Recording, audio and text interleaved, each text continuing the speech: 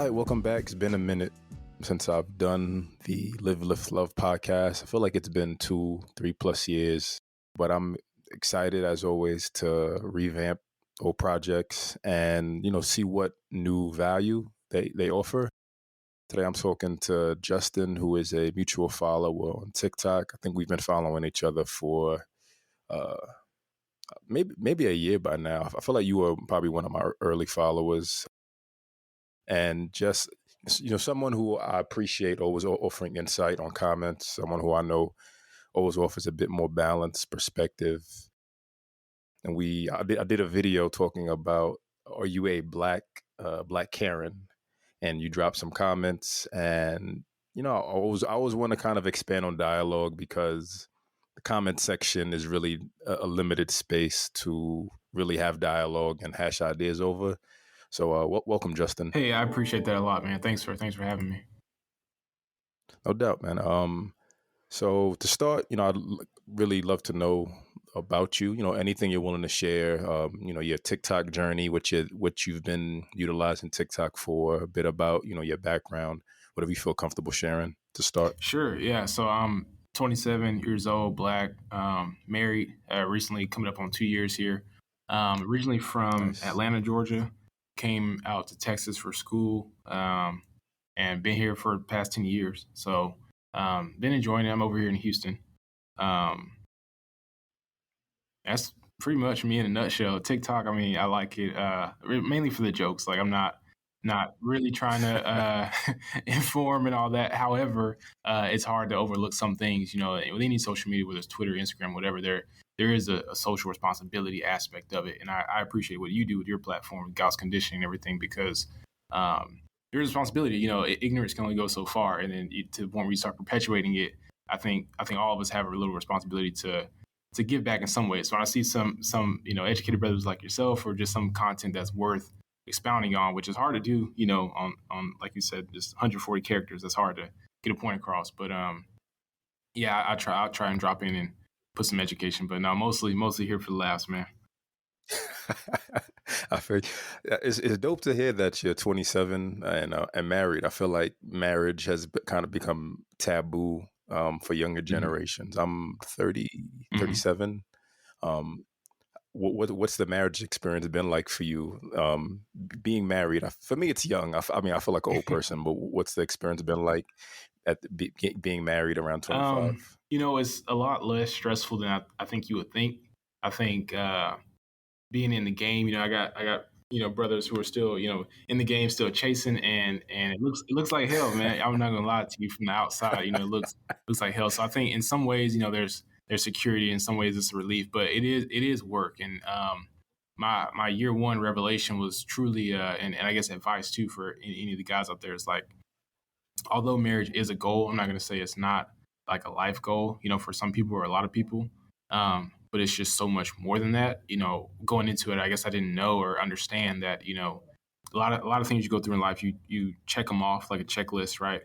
I graduate college, check, buy a house, check, get a job, all those things, get married, check. But it's not, a woman and a wife is so much more than that, or vice versa, husband, whatever.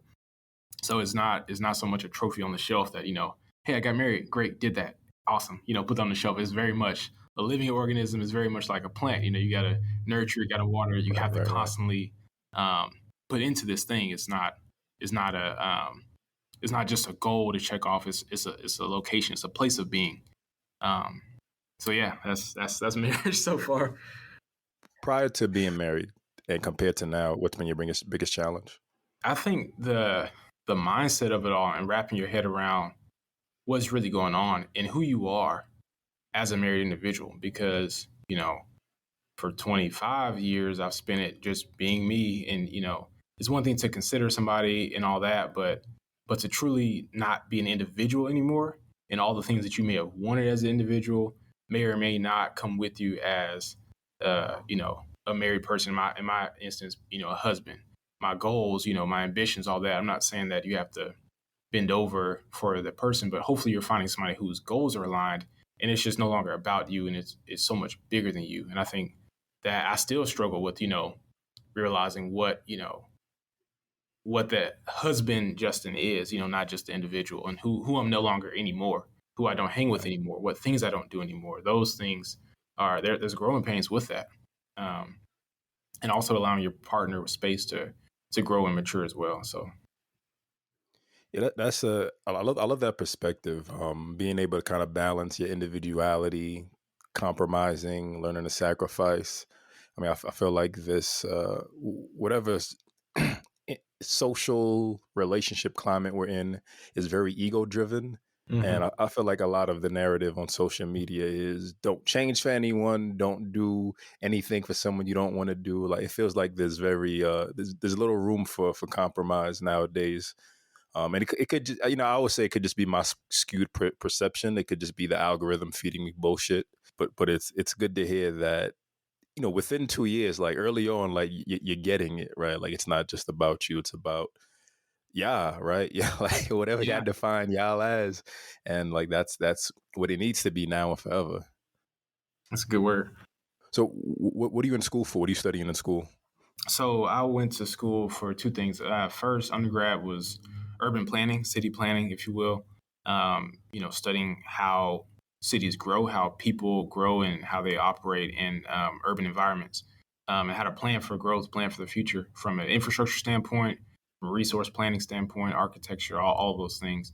And then I did my master's in real estate development. So that got into more of the financing and the construction and project management point of view of actually putting developments down. So in Houston, where I work for a home builder. And Houston's a little bit unique compared to other places because um, a lot of these developments, big subdivisions, 1,000 acres at a time or whatever, a couple thousand homes at a time type neighborhoods, they're building their own infrastructure. So they're not really relying on a city to come in, build infrastructure and plan growth. They're kind of developers are coming in with their own financing and building their own cities that later get annexed by the city of Houston. So it's a really different kind of way of living. If you know anything about Houston, it's very sprawled out, very low density, not a great urban environment, very car driven, car dependent, and all that. So hopefully, what my goal is, I'm learning how to develop, but eventually want to develop better. I think there's better cities, better places for people, and hopefully want to use my influence to create a better world for our children. So Right. So you brought up that it's very car dependent. Is that something that you're considering within future developments for yourself, like finding a way to make these small pocketed cities just more eco friendly, whether through cycling or skateboard segways? yeah, that's my goal at least. I haven't met a whole lot of people who have that mindset, or if they do, maybe it's on a smaller scale. So I'm hoping to really kind of break ground with that and make it mainstream. It hurts here in Texas because it's seen as a political talking point. It's seen as BS is like COVID, right? People think it's not real. Global warming and all these things. They think just from a resource standpoint, not understanding that hey, you're speaking from the perspective of being the top 5%, of income. That's really who we're building homes for. We're building homes for, rich people who can afford it. You're not thinking that, it's nothing to you to just hop in your F-150, pay the toll road, get to work. All those things are just flexes of your privilege. So I'm hoping to Right. kind of break the mold and kind of make things more equitable to everybody, to the masses of people. So that's really my goal. I was brainwashed. They had us watch those little cartoons like Captain Planet and stuff growing up. So I've been ever since, man. I've been trying to make the world a better place. So I like that. Is Houston like where you plan to settle and like really see your dreams come to fruition? Do you plan to go back to Atlanta and offer some of your insight there also down the line? yeah, Houston, absolutely not, man. I'm over here trapped, man. I married a woman from Houston. Her family's here, so The I'm truth proud of my came out, right? It took 4 minutes, but some truth came out. man, I'm plotting my escape, man. So, but no, I mean, I'll say this, though, especially the way I kind of mentioned that we develop, it's like all these neighborhoods. You build a brand new neighborhood, you're going to build a brand new school, brand new parks and all that. So, from a sense of raising a family, it is not a bad place. The economy is really good here. Is energy kind of core of the United States. So there's jobs, there's opportunities, there's growth. So So I'm not gonna complain. They're paying me, so I'm not about to really like say, hey, I got to go move to Alaska just because it's a better way of life. It may Right. be, but I'm gonna stay where they pay me for the now. For the now being when I'm able to leave here and do my own thing and be my own boss and make my own money and not have to worry about if my family was gonna eat, then yeah, I'm open. I think the world is huge, man. I think and not even just the United States. Like I'm the type where I could live. I think I could live anywhere. Whether that's Africa. We've been to Iceland. Iceland's like an awesome place, nice people. Canada, whatever. Back to Atlanta in the country somewhere. You know, I'm open. I'm very open. That's So good, man. It's. I mean, now more than ever, right? We have access to the globe, so why not explore? Live in different places for a little bit and get a little glimpse of global culture, and see what works and what doesn't. exactly. That should be the standard. So, talking about, I mean, like I feel like this is gonna. I hope this is interesting. I know, nah, it is. It's gonna be an interesting conversation. It's very for me. It's very layered. Now I've are you African American? I am.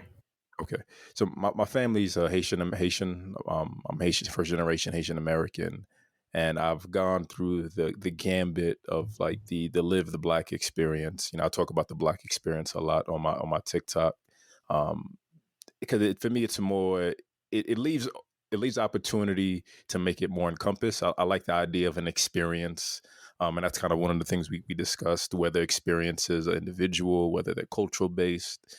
And these past, I guess, 3 years have been like me really finding more of myself within the black experience, finding my purpose, my drive, my identity, and making that part of taking ownership. I think taking ownership in my existence within the black experience, and hoping that the work that I do in all facets elevate the experience for current generations, future generations, etc.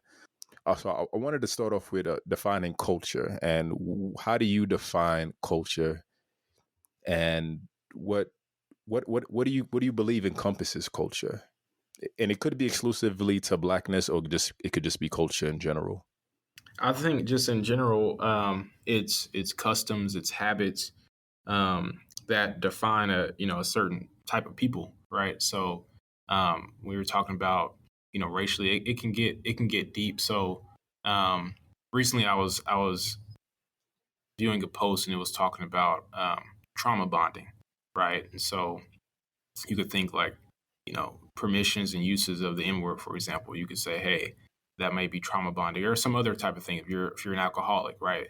Alcoholic to alcoholic, you may use that word and say, oh yeah, such is the life of an alcoholic, but that may be a trauma bonding thing for you guys. But if you're not, to point the finger and call somebody an alcoholic may not be kosher to do, right? So I think as a certain people, not to throw a wrench in this, but one thing that kind of bugged me before, not this is a problem, but one thing I thought was weird, the way we do statistics in this country, especially now that primaries are coming up and midterms elections are coming up and whatnot.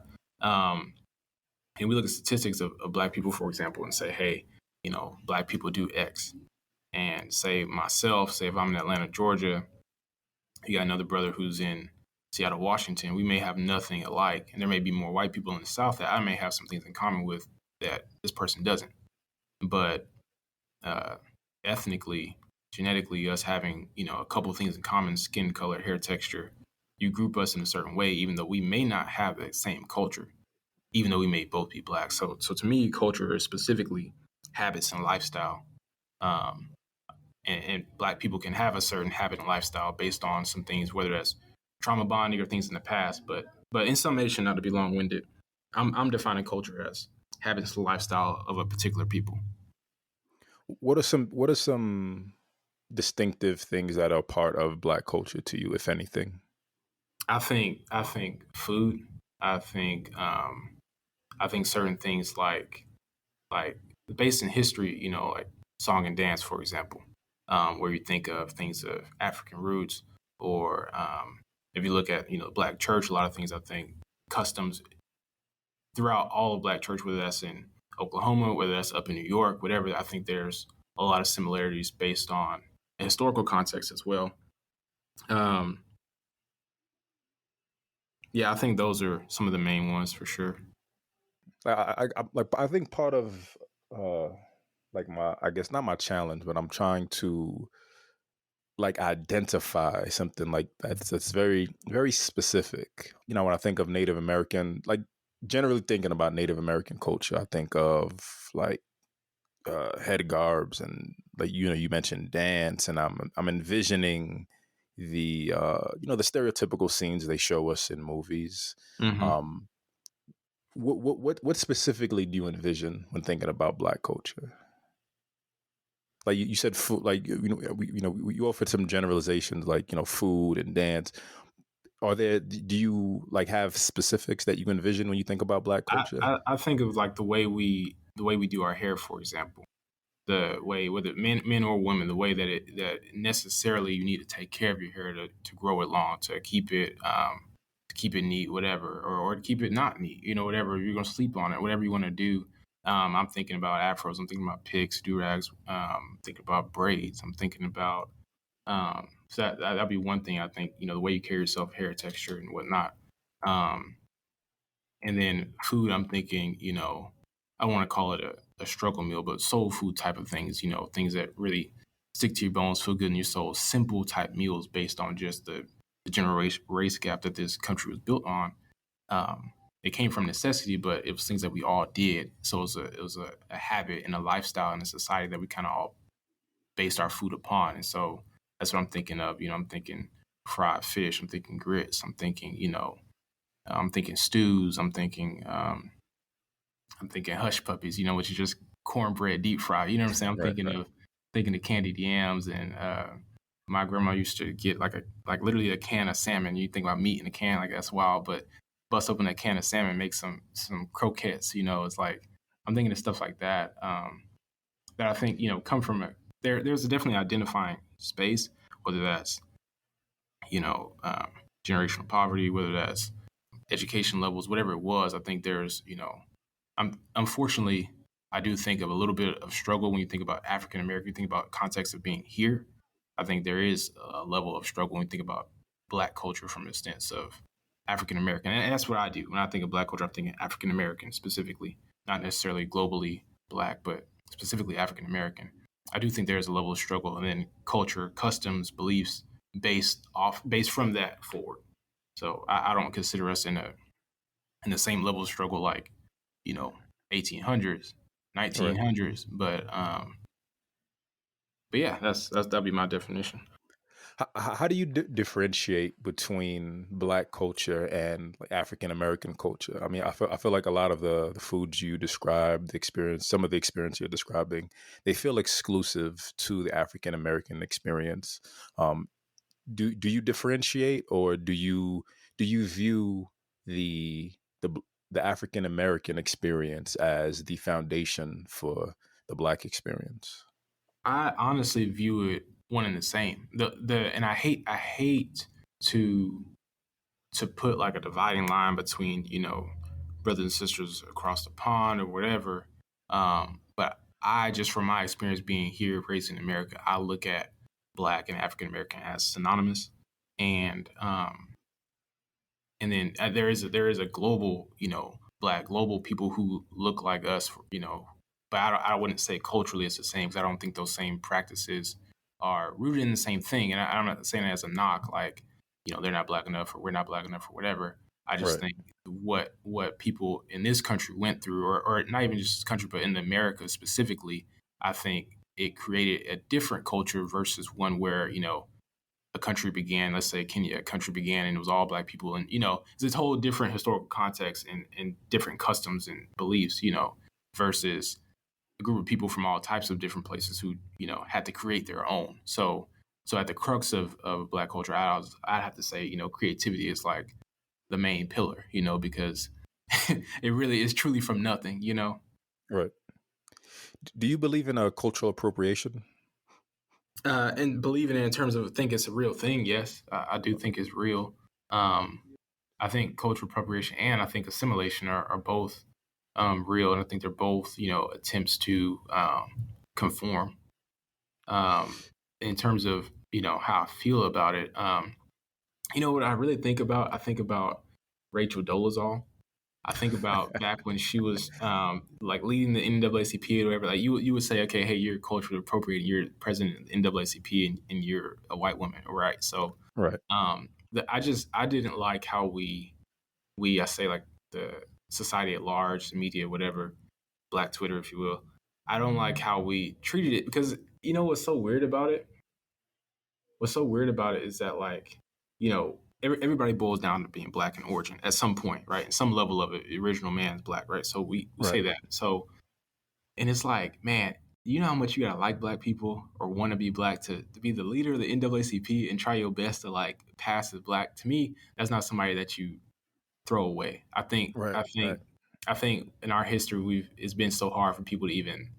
And I'm not saying we got to do everything for somebody to like us, but I also think that Black people have gone through so much that from one drop rule and all that type of stuff. Like white is seen as such an exclusivity type thing that you almost got to be crazy to want to be Black. And here comes this lady who actually wants to be Black. I think we could have handled it differently. And I think all people in that realm. I'm not saying everybody needs to have access to our inner workings and our inner being, but I do think that um, the purity mindset of Blackness, I don't see that. I don't think we should take that stance either. I think everybody, like Jamaica, out of one people, everybody's out of one people, right? Like it's all love and it's all Black when you really think about it. So Yeah, yeah, yeah. That like that's the foundation of like that's the African American Black experience. I think is it. I mean, not think it's very unique, and I've been slowly believing that it should be the staple and representation of what the Black experience represents. The adversity, the the willpower, the drive, the ability to exist despite it all. I feel like it should be, just like the United States as a collective is supposed to be the global standard for community and unity and all of that. Like I think the African American experience in the United States should be representative of what the global Black experience, the potential for the global Black experience. mm-hmm. Um, when I was fascinated by Rachel Dolezal's story, and it's funny that you bring her up because she made news I think within the past week because she had OnlyFans and it got leaked online. I didn't know that. But I was fascinated with her story, and I read the articles. This is like when think pieces are first coming out. Like I read the Root article. I read this article with this Black journalist who went to go interview her, and no one out of all the articles I've read, no one asked her why. No one asked her like why, like what, like no one asked her what does Blackness mean to you. No one asked her, why lie about your race. It's very much about just the judgment aspect, which which isn't, I feel, historically part of the Black experience, right? There's a level of judgment, but there's also an ongoing level of acceptance and just saying, okay, like it's like you said, it's all love at the end of the day, right? Like there's a imitation is flattery, right? There's a reason behind whatever her motives were that we'll never really find out at this point, but I think there's a level of being appreciative, being humbled, right? Working for the, leading an NAACP chapter and the work involved in that, right? You're Right. elevating the Black experience, but also other groups like that should be the news. That should be the focus. Exactly. But social response has shifted into, I use the word victim mindset a lot.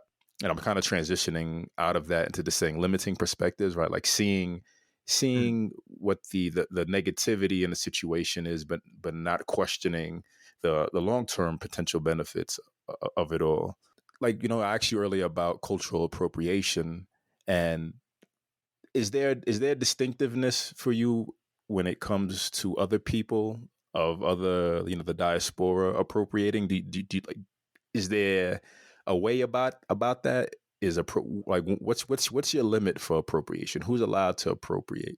Because I feel like as a Haitian American first generation, I feel like I appropriate the Black experience because like what else is there to choose from? You know, I could I could choose the Haitian experience, but that's not my reality. That's not my real lived experience. You know, you brought up assimilation also.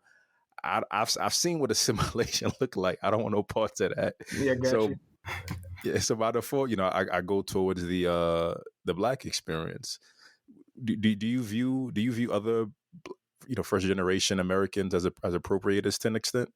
You know, that's a really tough question. I don't know if I have a straight answer for you. I think to me, the minute you step foot here, I think you do take on the same levels of culture. And I say that just because, unfortunately, a lot of what I think of culture is sometimes in response to how we're treated here, how we're viewed here, and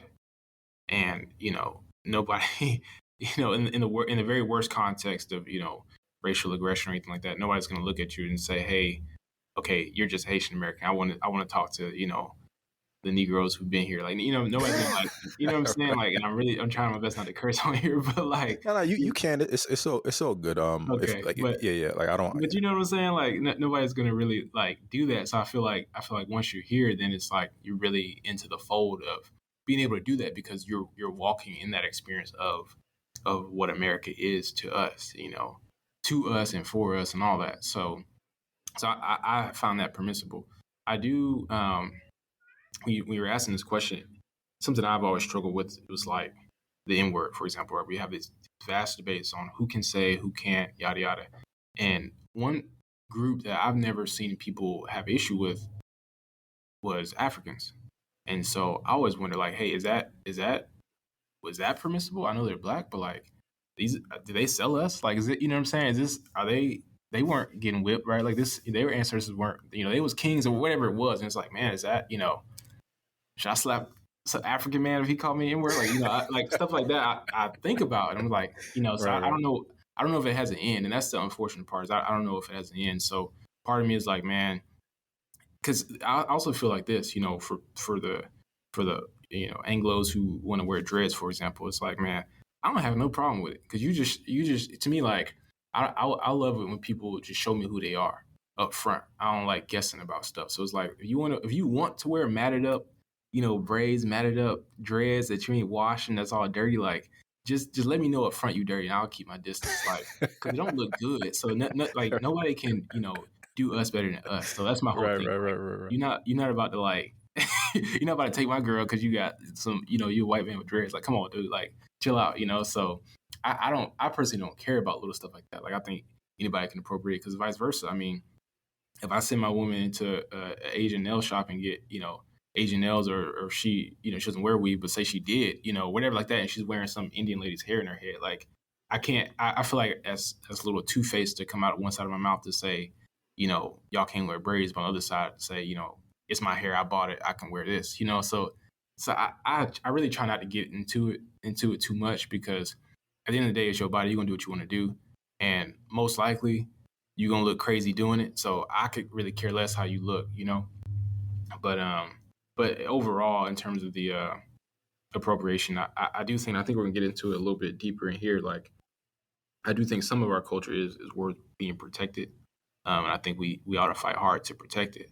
But some things like the outward things, the clothes, the words, and all that, I think we can probably waste a lot of our breath trying to police other people, and I don't think that's the way we should go about it. I think to your point, clearly people want to be us. I think there's different moves that we can employ to capture the best outcome for us. Where do you stand with the N word? I did a video. I feel like this. We probably had some dialogue back and forth on that video. It was probably earlier this year. Just always going back and forth in it. Going. I feel like it's like a coming of age experience for Black men. Yeah. Right? Like you want to grow out of out of saying and nigga. I mean, yeah, it's the same thing. Out of saying nigga, uh, And I feel like part of it is because of the social influence, right? Of what the awareness of the history of the word, and then the realization of it being reused, recycles, and up. I can't think of the word.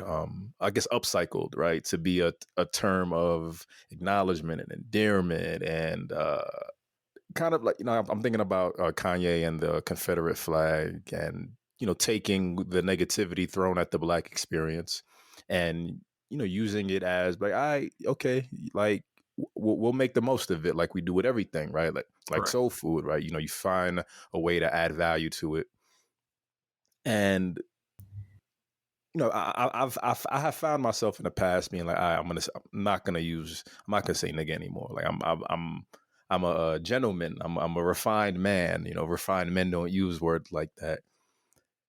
But past 2 years, I talked about finding myself within a Black experience.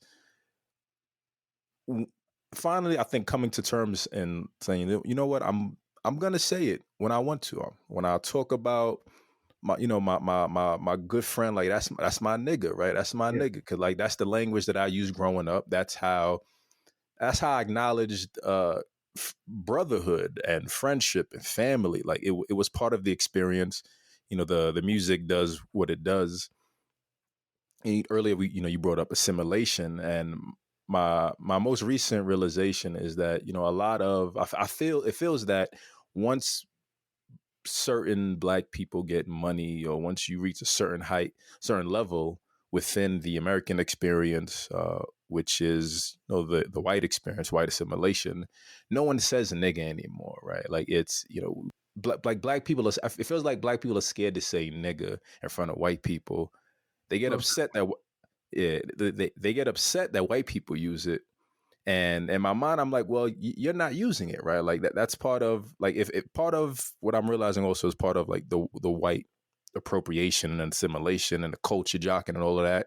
It's just picking up on what you're not using it. So I'm gonna utilize it. I'm gonna say it. Someone should say it, right? And I feel like this should I feel like Black people should accept saying it, especially if it was part of the childhood, especially if it's part of your childhood, especially if it's part of your experience. Acknowledge that, this is a word that we use.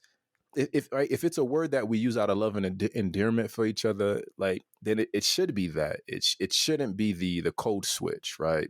The push these past few years has been about authenticity, but it's authenticity still under the guise and the standard of whiteness. Um, all of that is to say, how do you, like, what's your perspective on saying nigga? Is this something you grew up with? I can make the assumption, but where do you stand on it now? If you have if you want kids or plan to have kids, is it something that you plan to introduce to them? Yeah, I think a lot of things, man.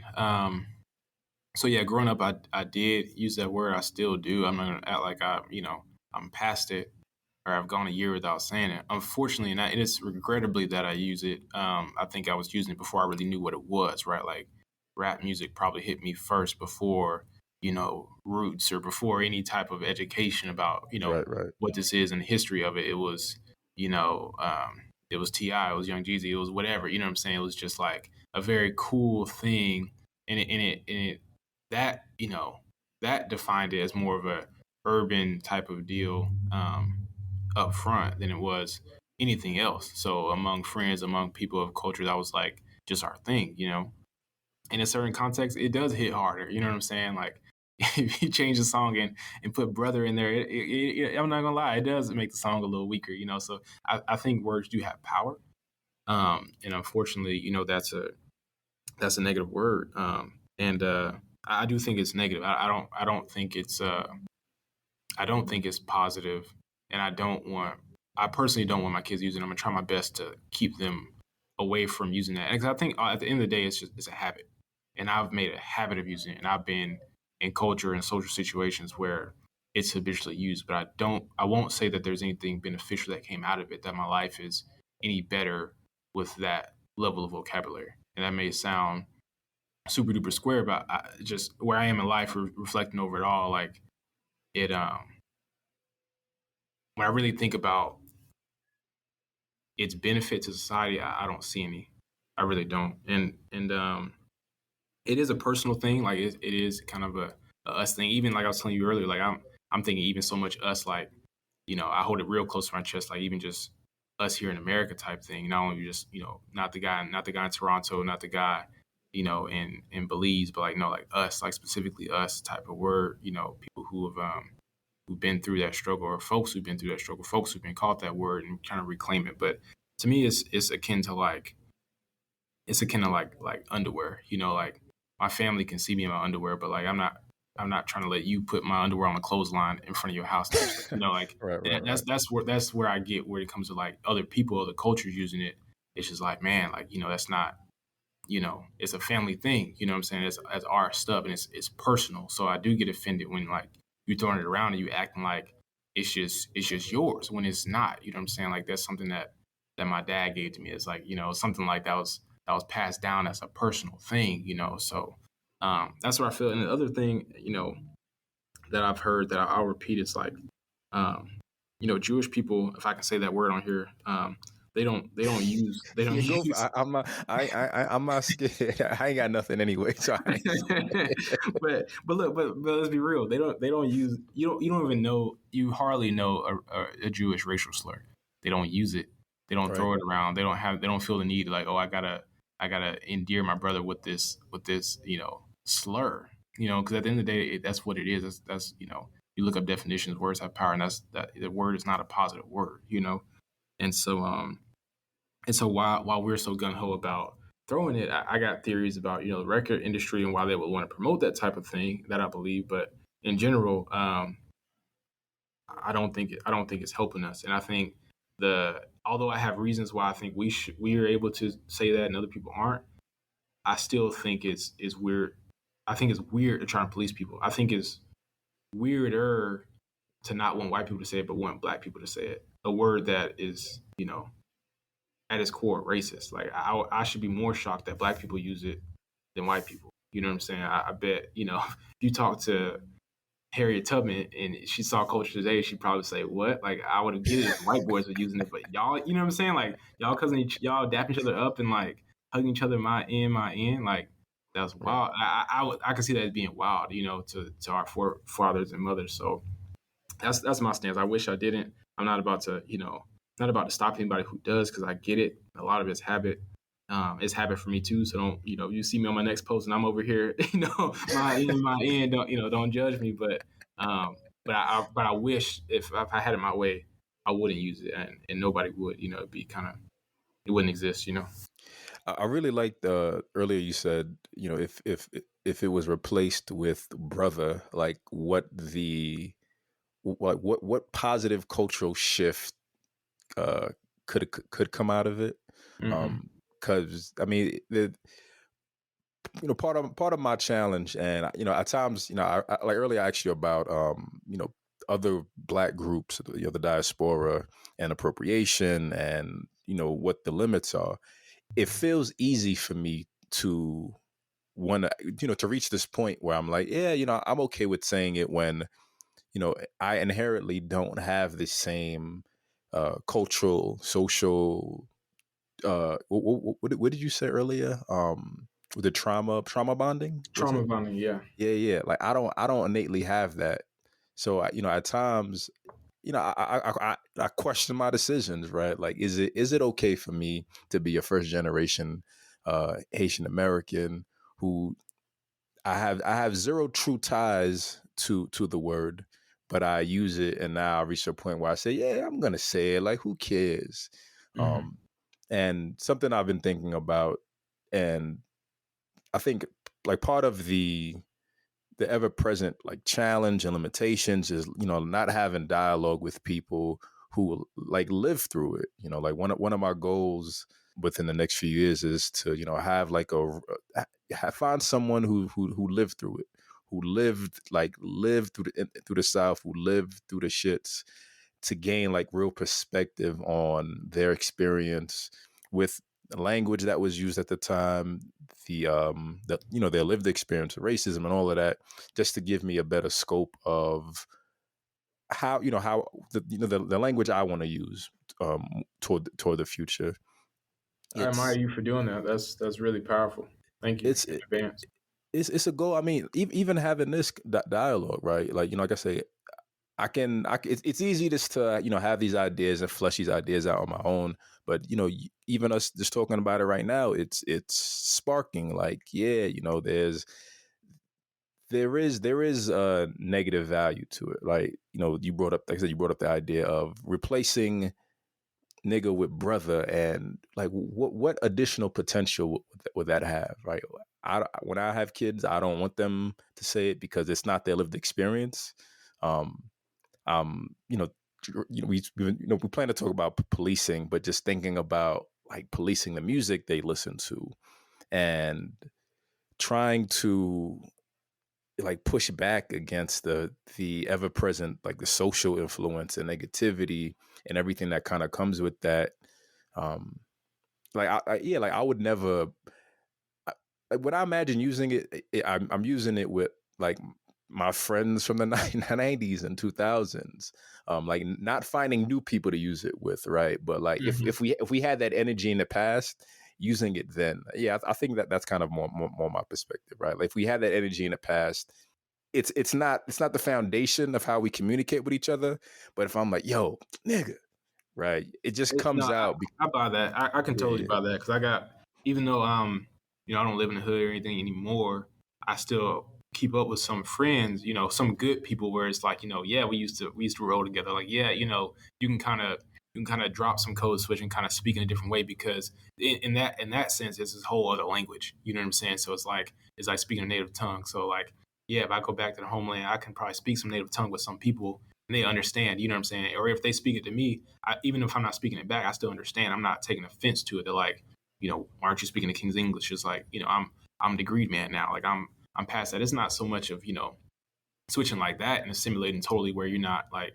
And that's the tricky thing about culture, right? Because I think culture is a very present thing. Like my poverty culture that I may have grown up with may have been totally different than where I'm going to end up and die. I don't plan to still be the same, to have the same habits of the low income person that I was to begin my youth. You know what I'm saying? Like I don't plan to still be that person. So yeah, I am going to be different. Some things are going to change about me. However, um, quote unquote, keeping it real, and all that type of stuff. Like I still plan to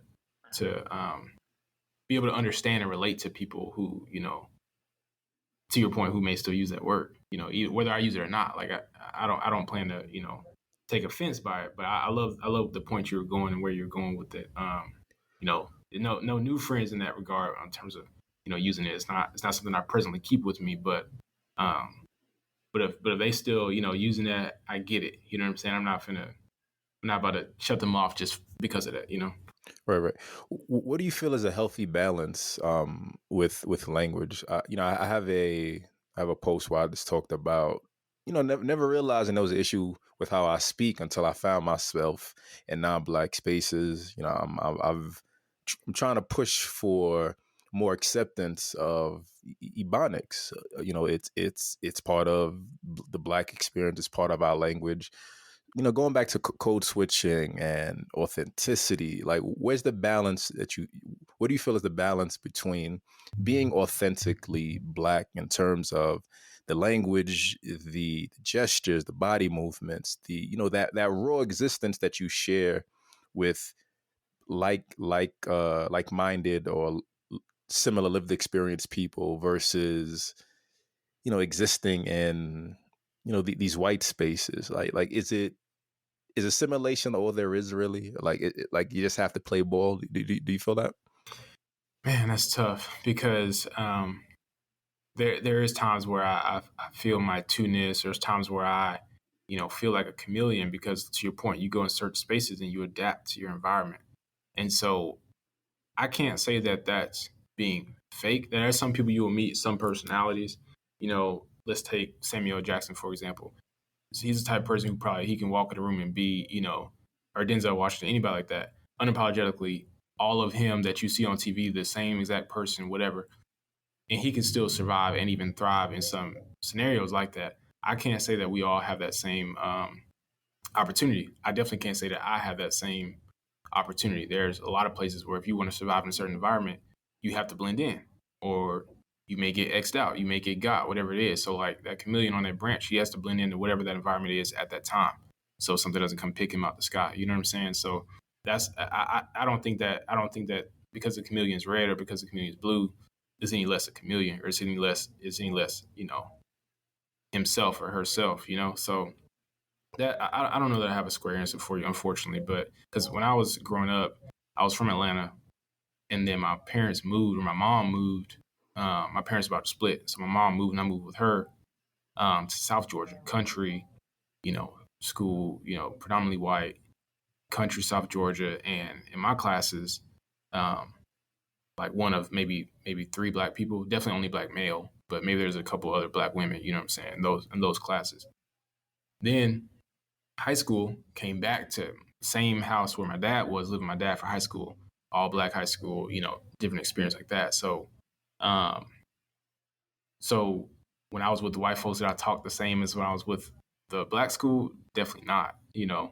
And I think there is a simulation, especially, give me a pass for being a kid, because kids want to fit in, right? Kids want to, feel acknowledgement, all that type of stuff. But in terms of balance, I personally think, and I'm probably not the best person to ask, but I think it's about surviving your environment. I think it's doing what you got to do to survive, and I think that's at the core of being a human. That's who we really are. So Right. they may look different for different people. Right. I like that. So we were talking about cultural appropriation earlier and limits. So what are some? You mentioned the white people with dreads, and it's like I see you, I see what you're about, and I keep you at a distance. What are some other things that are just like I guess zero tolerance, like respectfully zero tolerance, like you see another group doing it, it's rooted within the black experience and blackness, and you're just like, I'm not fucking with this person at all. Mm. What are some other things that you may see or hear, you're just like, I'm good on this person? A big one for me is, I guess, accent or black scent. That one's huge for me, and I get being from wherever you want to be from. I know white people from the hood who are like hard motherfuckers, bro. Like what I'm saying, you don't want to fuck with type people. But I just think that there's no area really there's no geographical area that makes you talk like black people. You know what I'm saying? You only talk like black people by being raised by black people. So if I adopt a little white boy and he talk black, hey, give him a pass. You know what I'm saying? But otherwise, I think it's very performative, and I think it's trying a little bit too hard when you got some people who throw an accent to try and I can't even say what the motive is. I don't know what they're trying to do, but it rubs you real wrong, because it's like, bro, you know what I'm saying, you don't talk like that. Like, come on, Right. dude. So and maybe you say, hey, I've been around black people.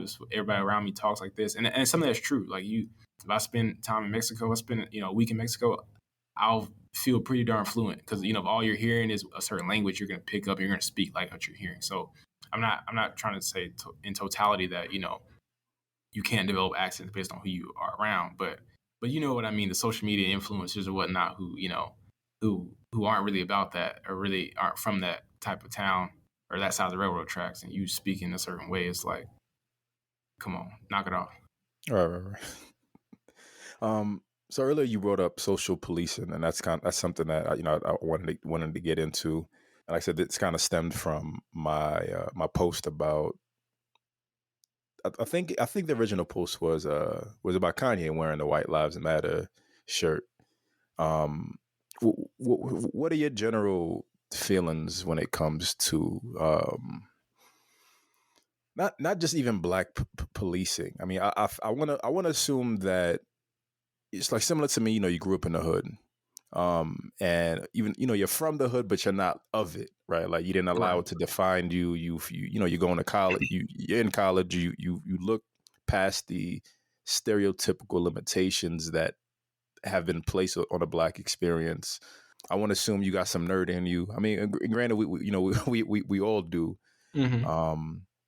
Like earlier you mentioned about going to school in a white neighborhood, predominant white town, white area, white school. What is your like? Going back to like the idea of balance and I guess expression, right? Like, how do you? Is there a limit, right? Is there code for you? Like, do you think there's code? Do you think people should get on code? Are certain gestures and comments and behaviors are they poor? Do they poorly represent the black experience when you see them? I think so. I think so, man. So one of the pet peeves I have, and it's it's going to sound real old school and all that, but I think the reason why I think it's so important is because unfortunately we a lot of times with us being such a small minority in this country, we we have to represent all the time, and you'll see stuff like oh, so and so setting us back a couple hundred years by doing X Y Z, and it's like, especially folks with platforms, I think it's important because unfortunately you are representing, you know what I'm saying? Because it's unfortunately for some of these kids growing up, it's still a question or still in doubt what you can and cannot do or can and cannot achieve or be. And so I think it's very important for us to not only police each other, but police ourselves to make sure that we're being representative. And some people may not feel like that. Some people may feel like, hey, I'm an individual totality. I can do whatever I want. And you are free to do that. My beef is when you are totally individual doing whatever you want and then saying just because you're black, it's a black experience. And I strongly disagree with that. So beef I have, it's like Walmart dress. If you can frame your mind about Walmart attire, right? Like there's some things that you that I feel like, you shouldn't come out the house looking like. And I think when it comes to culture and it comes to how we present ourselves. I'm not saying everybody has to be, 1960s in a suit, you know what I'm saying, suit and tie, Martin Luther King, everywhere you go. That is not what I'm saying. And you're free to be, you're free that that black is not a monolith. You are free to express yourself and however you want to do that. I'm just saying, as a culture, I think there is responsibility, and I think that the policing part only comes back to safety. So anytime I'm saying I'm for policing is that I'm for the safety and security of what it means to be black. And I think without securing it, without protecting it, I think it's open to being um, thrown around in any kind of way.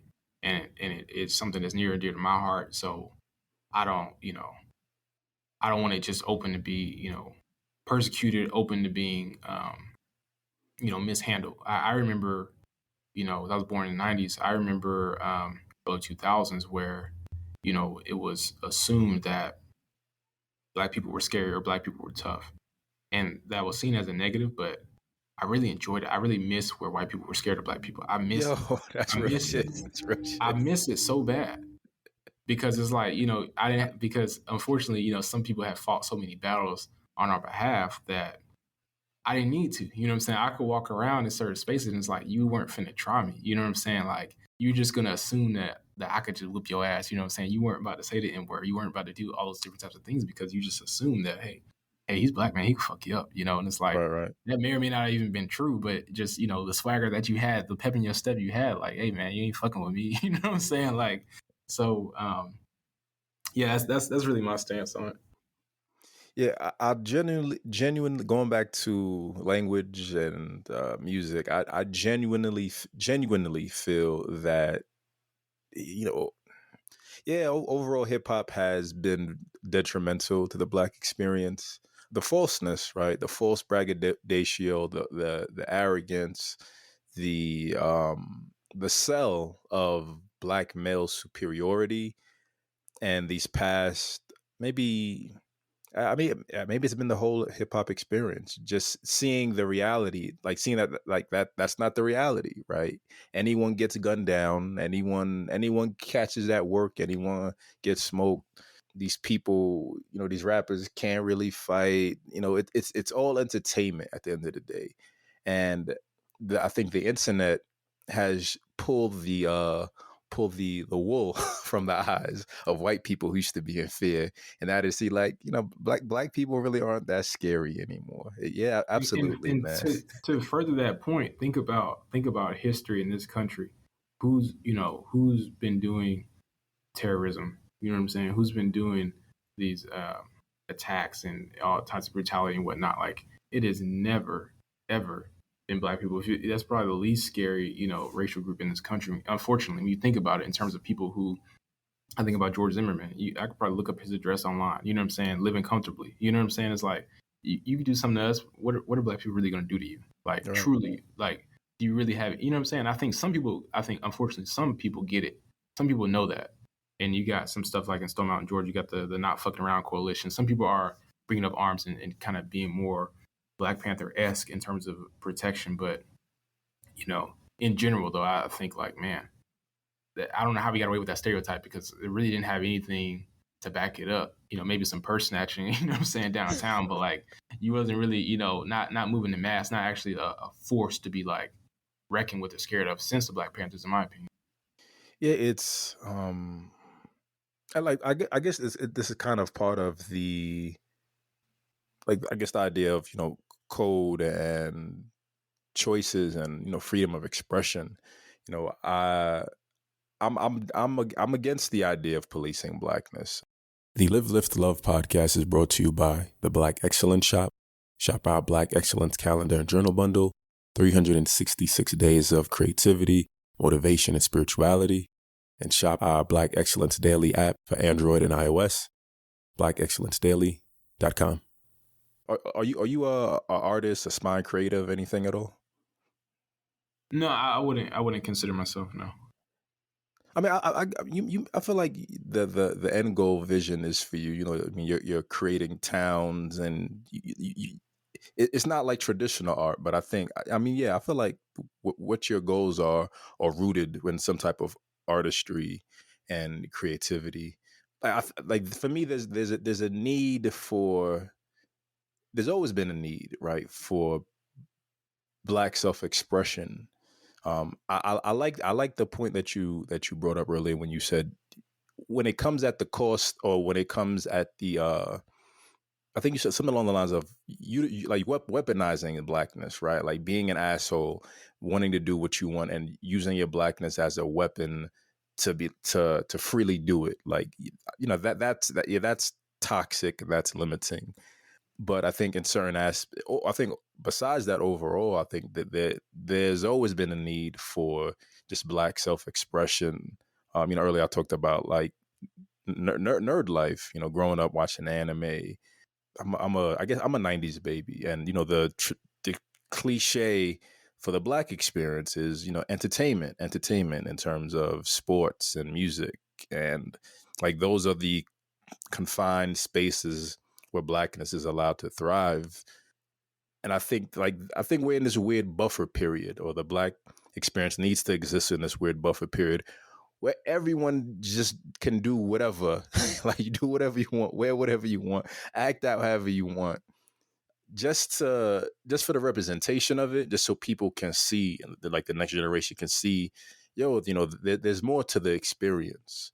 And then there's that social, I guess, social check. Like, there needs to be a social check in terms of, like, when you violate and you go too far.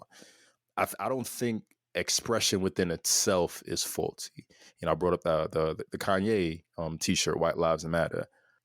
I don't, like, overall, I don't care. Like, overall, I don't care about what it signifies, because it doesn't impact my life directly. To me, it doesn't impact the lives of other Black people, right? The Black people who have notable positions in society, whether they're billionaires, entertainers, anyone who has a social media following, right? Their individual choices, now more than ever, I think, should solely represent them. And I feel like we've really shifted to the point of, going back to the idea of policing. The setback mindset is, they're setting us back 100 years, and they're making us look bad, and there's somehow this responsibility or this innate victimhood when your two experiences are wholly other, right? Kanye West lived experience is wholly different than mine, and nothing he does should impact how I view myself, how I view other Black people, um, and I think where we've going back to the idea of policing, we're so in tuned and wanting to check people, wanting to make content, just wanting attention, right? It's just it's something to grab onto, something to talk about, but inserting ourselves within it, I feel like it doesn't benefit the overall Black experience, because it reinserts, for me, it reinserts the idea of making Blackness monolithic and wanting to keep things in line, keep things in a certain tone where no one's scared, right? Respectfully, what's going on with him in the Jewish community, right? Like, they're not really scared because at the end of the day, they know that he has no real power, like in the grand Exactly. things, right? Exactly. There's no real fear, but your group's, I believe your group's responsibility is to sell your victimhood, right? Sell your group's victimhood so that people don't get out of pocket and say certain things. So, sell your group's victimhood so no one even thinks about um no one even thinks about doing wild shit as it's been done in the past. But maybe it's just the language that's being used. Maybe it's the social response. Um, it feels like it's limiting to the Black experience as a whole.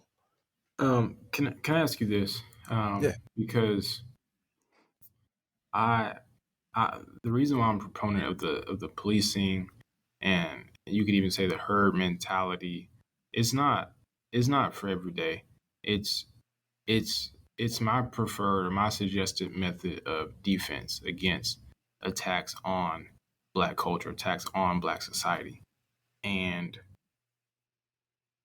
and I think there's there's strength in numbers that comes from being a herd and acting like a herd. I don't think it's for every day. I think if we're at that place now, and maybe you'll say if we are or if we're not, if we're at the place where we're no longer under attack per se, then I don't say we need to be acting like a herd of gazelle or anything like that.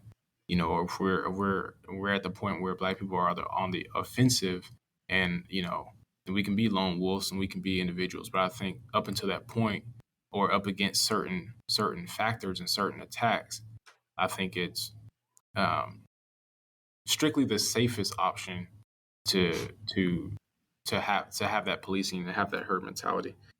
Now, what are our attackers? I'm not sure. Maybe you can define what you think. I know the number one killer for us is heart disease, and that's not the only thing that plagues our culture and our society. It's death, right? Right. Whether it's health or homicide or suicide, that's not the only thing that affects us. I would think the wealth gap, maybe materialism, probably other things that plague us as a society, education. But but I wanted to share a couple of definitions here, um, and kind of get your perspective on it. So Merriam-Webster, they're defining culture as the customs of a particular people, habits, lifestyle, society. Um, a herd is defined as a large group that live together or are kept together with a shared characteristic. So maybe being black is our shared characteristic. A characteristic is defined as a feature or quality belonging to a person, place, or thing and serving to identify it. And sub question is black a characteristic? I think yes, but I think outside of American society, I think no. I think it's not really identifying characteristic. We're the last two people on Earth. You wouldn't really identify me in that context. It wouldn't mean anything, right? Yeah, I Right. think just under the constraints of America and racial society. So I don't know that it's necessarily an intrinsic characteristic, but for this context, I think it is. Um, Herding, is defined as to keep or look after, or to move a group in a particular direction. And the biggest thing about culture, to me, um, is that culture is not an indigenous thing. Culture is not nature, and it is different. Culture is intentional. Right. Um, uh, and to train something unnaturally, that's truly culture. And furthermore, a cult is a social group defined by beliefs or its common interests in a particular goal. And I think in order to really push the culture forward, we kind of have to take a cult type mentality. Are you willing to have culture contrary to our natural environment? Whether that's changing our stereotypes on heart disease, changing our stereotypes on how the gender relationships among us, changing our stereotypes on education. I'm so envious of the Asian community about that their stereotype is that they're educated. And I think, now unfortunately, I think that's a lot of pressure on certain peoples. And I remember in college, a lot of times off the architecture building, any kind of suicide, you could assume it was an Asian American because they got to be on their test or something, like something crazy like that. It wasn't rampant, but anytime there was a suicide, most likely it was an Asian person. And we always assumed that, man, it must have been because of the pressure that their families or their culture put on education levels. Right. So I'm not necessarily saying we need to be at that forefront, but just to be an Asian American and just to be assumed that, oh, you must be educated because your culture is just that cultish towards education. Like I do envy that you can have stereotype as a good thing, right? All our stereotypes are relatively negative, and that does bother me. Um, and also consider this, consider the hunter gatherers, right? That Neolithic human beings, their culture was it was based on their environment, right? So they had to chase their food, right? They didn't until the point they were able to subdue it, capture it, raise it in a confined area, and start farming. That was his own revolution of a sort. Whenever they were able to get the seeds out of the fruit, plant it, water it, and stay in one place and not be nomadic anymore. When they started changing their customs and their habits, their society changed. And although I like Black culture, I like Black society, I think if we want certain changes, I think one, we have to obviously change our culture. We have to change our habits. We have to change the way we're doing it. I think we have to be a little intentional, a little cultish about it. But on the first point about just protecting it, I think you have to have that herd mentality. I think there's strength in numbers. There's what's called a dilution effect. If you think about zebras crossing a lake with a bunch of crocodiles, we got a bunch of zebra. Well, you're diluting the chances of actually being hurt. So everybody being in line, everybody doing the same thing, everybody marching on the same level of progress, I think goes to help push our agenda forward if we have one. Now, if we're at the point where we don't have an agenda, there's nothing that we're really trying to do or trying to get accomplished, then everybody be themselves. It doesn't matter at that point.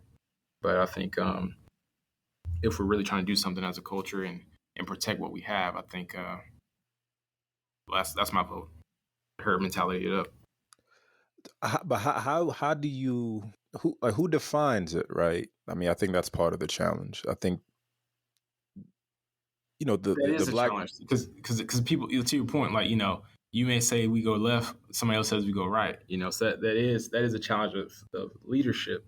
Is maybe everybody wants to be a leader, and I don't know that we are as a people humble enough to not have our way. And I'll also say that As the Black people or just people in general? as Black people, and I think that my argument is that like people, it must not be that bad, right? Because when you think about the Montgomery bus boycott, the racial issues that they had at that time were so bad that people were willing to walk to work for over a year. It wasn't like a week boycott. Like they did it for over 365 days, walking to work, rain, sleet, Alabama summer, hot, humid. Like they walked to work until affected change. So imagine some people who had money for the bus, who had to go a really long way, and it's like, man, I really want to take that bus, but we all are going to decide that this is better for us.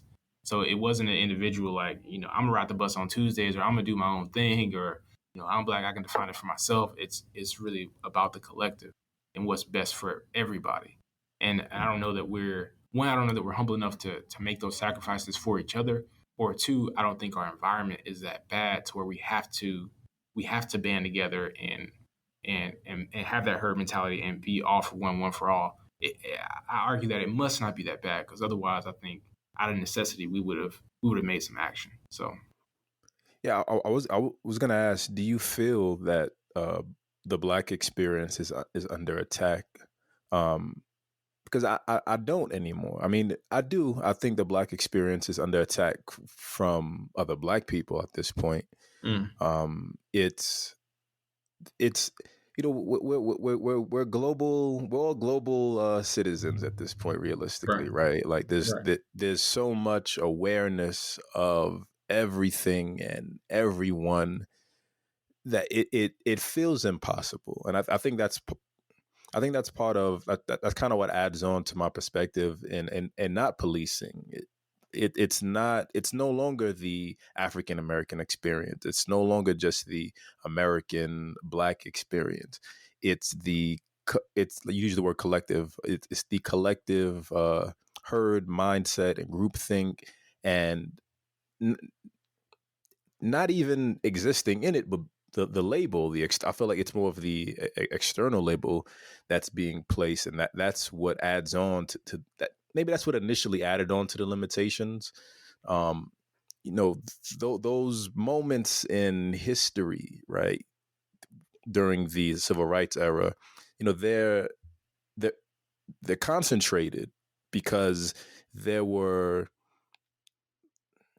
there were absolute there were absolute um I get maybe tragedies or absolute experiences that were going on that a shared collective group of people were going through.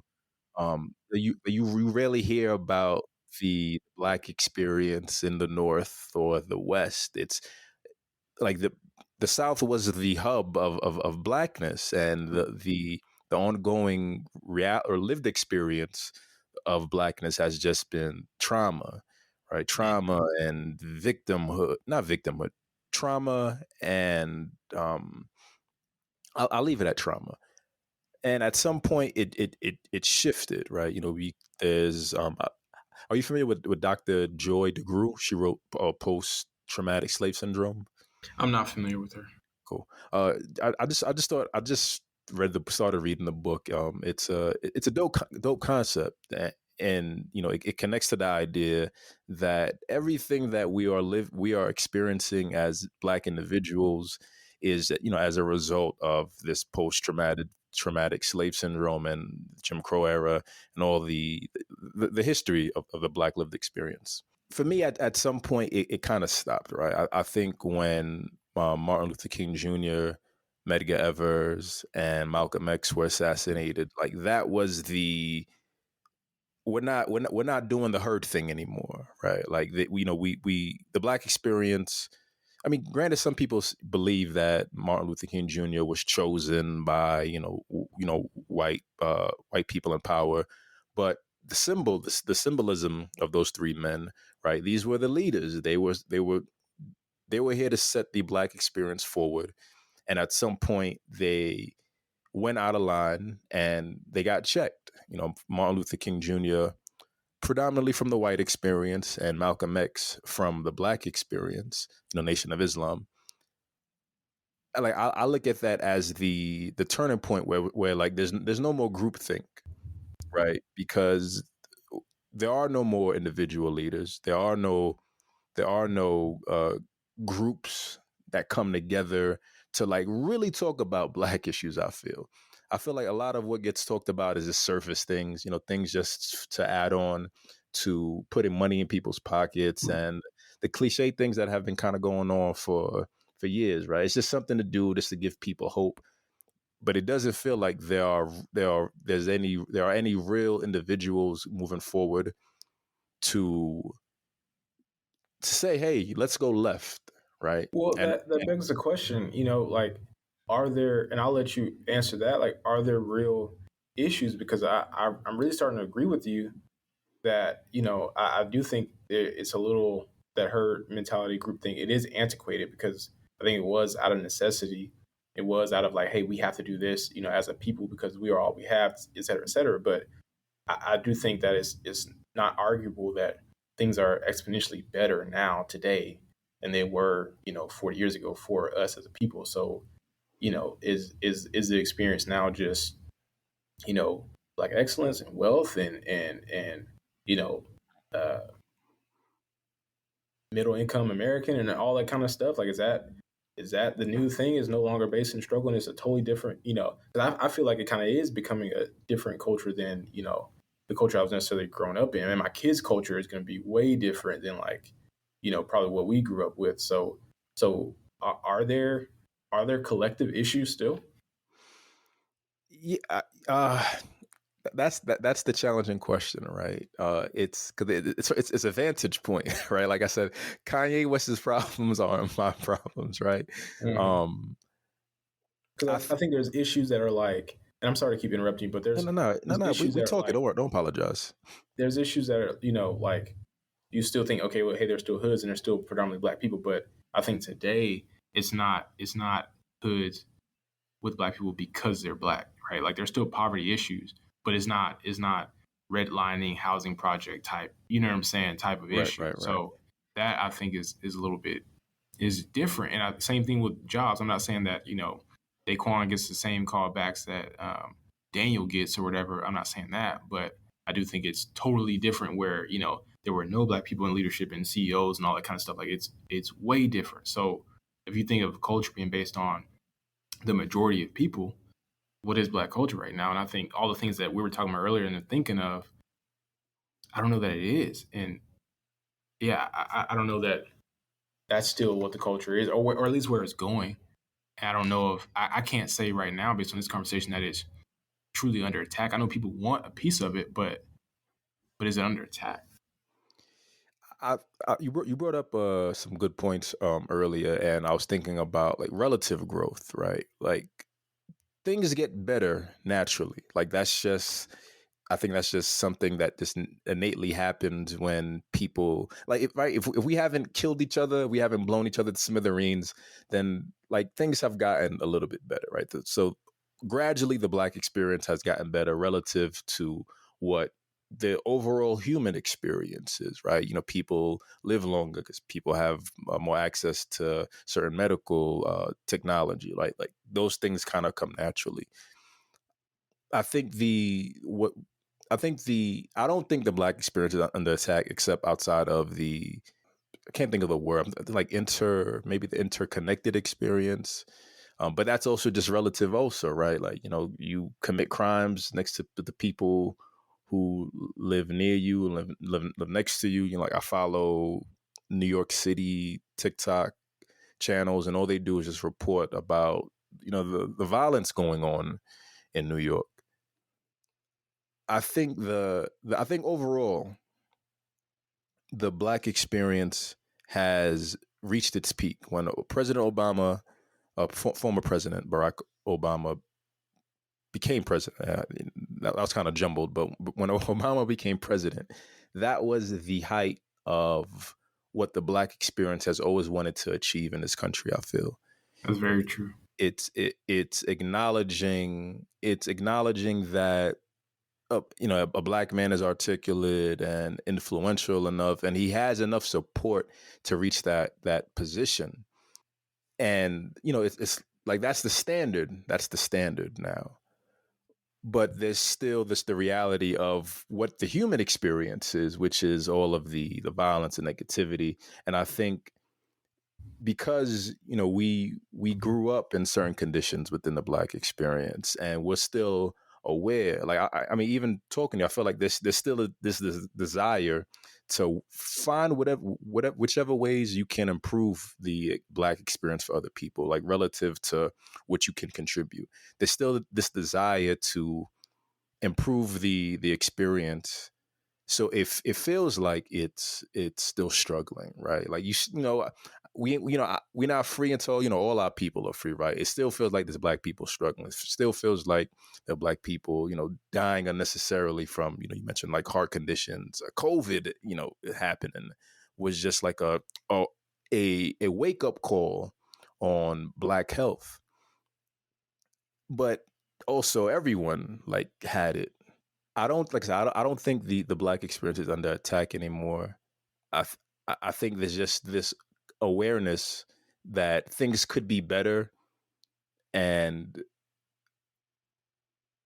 sometimes I look at it as arrogance, right? Like I know what's best, or I know that more could be done, or more people this and more people that, and it's really just like there are things that are still wrong, and like what how can I improve them?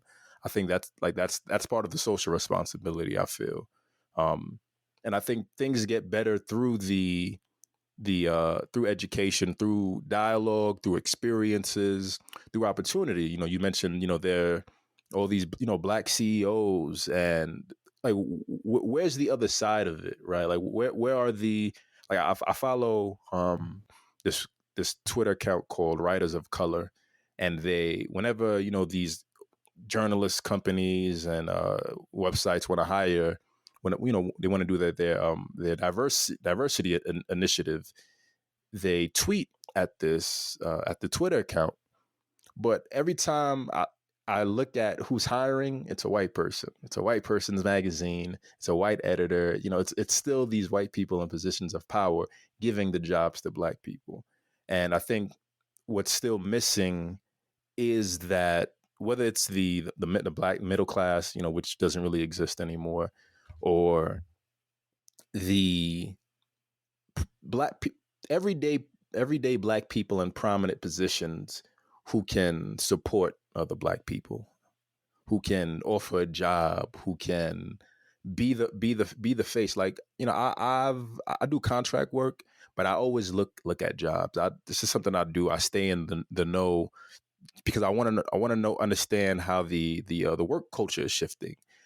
I go to nonprofits. I look at who's the CEO and who's this and who's that. And when I see a white person in charge, I say, "I'm all right." I've told myself that I will never put myself in a position where I have to answer to a white man at this point in my life, and that limits a lot of opportunities. And I feel like that's kind of overall what the black experience still feels like. You know, we're talking about uh, diversity and authenticity and representation, but it's still, it's like a subsect of blackness kind of existing in these spaces. You have to be within the club, and maybe the challenge is just accepting that it's never gonna be like equal and fair, right?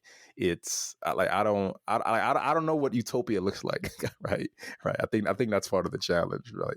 Like what does a utopian-esque black experience look like for you? To end your last point though, you know, basically, I think you're agreeing that through progress, you know, we as a culture have assimilated away from a shared experience. Would you agree with that? Yeah, I think it's natural. Yeah, Yeah. So maybe maybe it's mission complete, but and to your point, yeah, to reconfirm what your assumption, yes, I do want to be as best as we can get it, you know, as far as our culture. But like I said, what that looks like, it may not be the same for everybody. Maybe we progress past, you know, that overwhelming level of struggle. So job well done to our parents, you know. Um, but yeah, the utopia for me, man, it's I think about it often actually, and it's really family because you know I mentioned like this culture and this cult kind of mentality, and like it's not for everybody, and that's the I think the most heartbreaking part of it is like you know I may want for you in my mind better than what you may want for yourself. You know, you may right, want, and I listen to rap music, I do all that stuff, but it's like there has come a point in time where I'm like, hey, I know certain things aren't beneficial to me, and if I want to move from that, from brainwashing myself or constantly embedding myself with certain messages that are truly like harmful to me and people who look like me, if I want to move away from that, like that's what utopia is to me. It's like it's us folk living our best life, you know, like having abundant life, prosperity, all those things, you know. But I think it's very much on a on a family level. Like I want the land, I want the family farm, I want the you know the kids running around, I want the business, you know, um, and I want that for everybody. But but I don't think everybody's gonna get it, and I don't think everybody wants it in the same way that I want it. So I really can't. I really can only want it for me in my lifetime. I can't even right. promise that my kids are gonna want it. So it's that's the I think the most heartbreaking part about it is everybody's free to make their own decisions, and everybody's free to kind of, we're not, as long as we're not under, a heavy level of struggle, you're free to create your own struggles. You're free to live whatever life you want to live. And it may not be for the betterment of all of us, or it may not, all those type of things. Like I'm ever so envious of people of other cultures, say Latino culture, especially here in Houston. With their Latino grocery store and their Latino neighborhoods and their Latino street signs and like their whole hubs and districts and stuff like that. And it's like, and that struggle for the immigrant is way different than the struggle for the African American who's born here. So them having to get, have a business and all their cousins work there, and them not having their own, being able to live out their own hopes and dreams about what they want to be. They're just on very, very much on task about the culture and advancing the culture. I'm envious of it, but at the same time, I can't be, because I don't have those same struggles. So, I don't. My cousins don't have to live with me in the same house, and we all work at the same shop, and we all, that's not my reality. So, although you see a collective and you say, man, they really must be working together and working hard, but a lot of it's out of necessity, and those who don't have that same burden, it's a different reality. So, yeah, I think that's part of the, like, you brought up the like Asian community earlier, and being like the idea of that, their stereotype is that they're intelligent, right? Science and math. The grass always seems greener, right? Like, that cliche idea.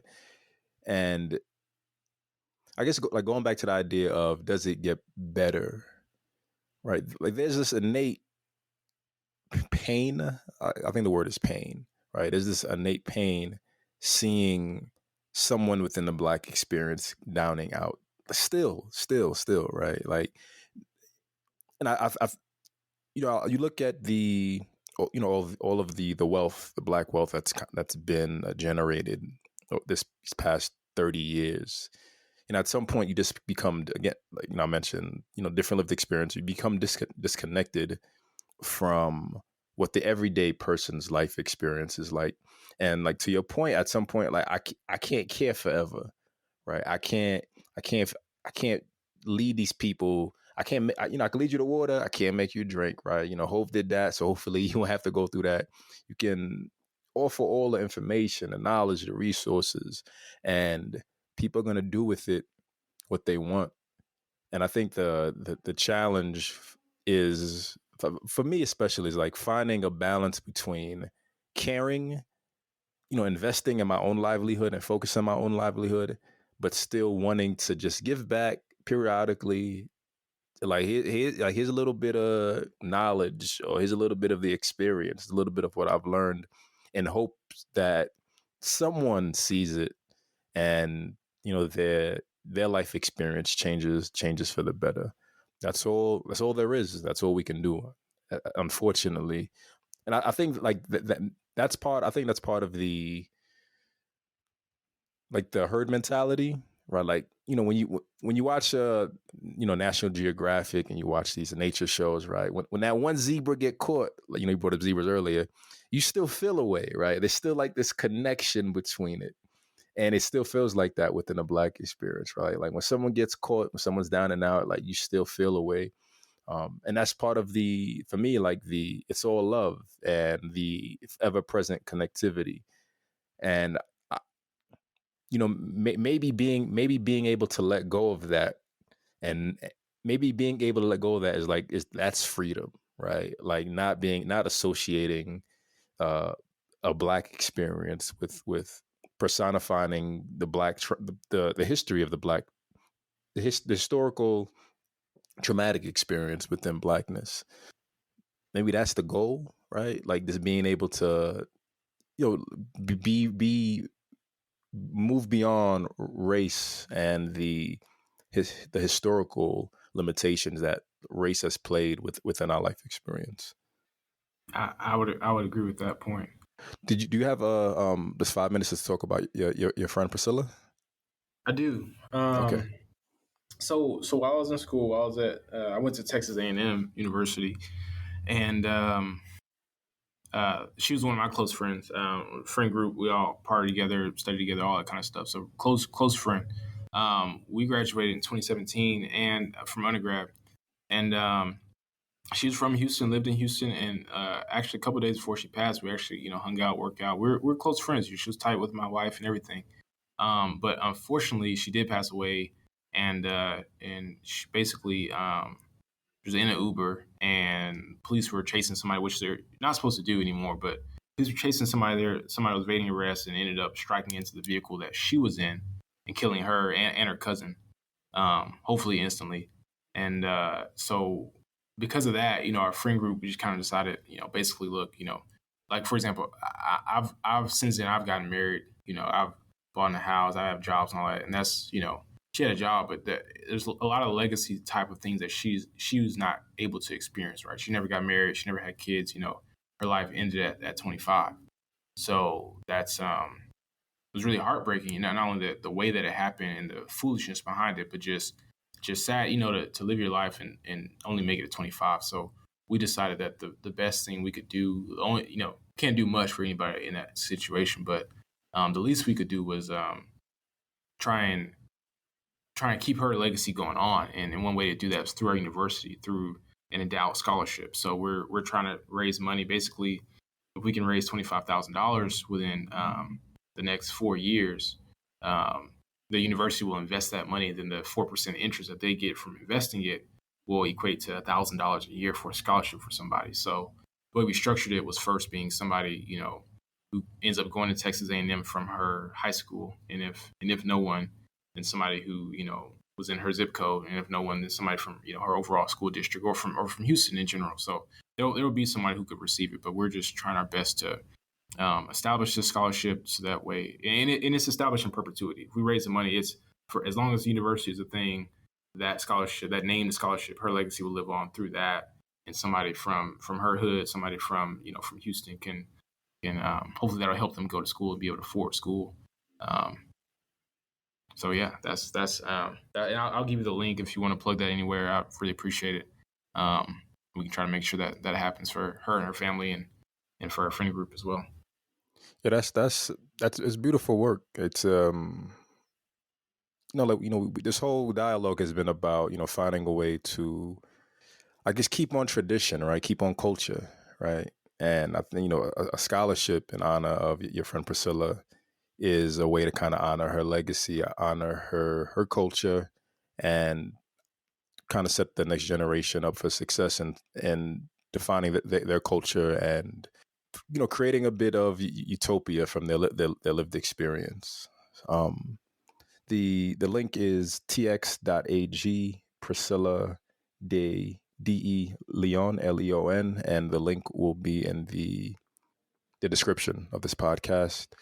Justin, I appreciate your time, man. It was great chopping it up. I know we kind of went over a bit. Yeah, I'll see you on the timeline. Hey man, I appreciate you, man. Thanks for having me, dude. Clip, man, take it easy, man. Best of luck to you. Appreciate it, man. Peace.